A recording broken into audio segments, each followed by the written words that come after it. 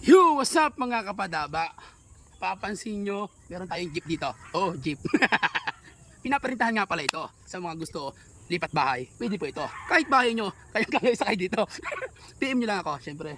Bukod doon, maganda at quality ang ating jeep. Ayun o, stainless po siya. Meron din sa taas, pakita mo sa taas. Ito, yung taas. Ayun o.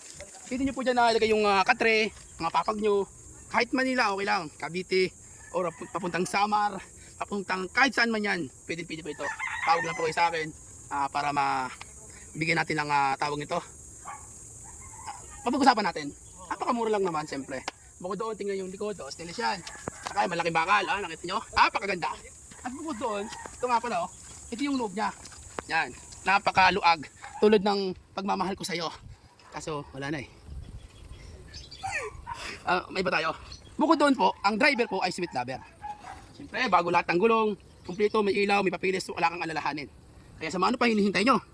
Sa mga gusto lumipat ng bahay dyan, kayang-kaya, isang buong bahay. Isang buong bahay, kaya-kaya po yun sa taas. Dahil sa sobrang kisig ng ating jeep, siyempre, at matibay.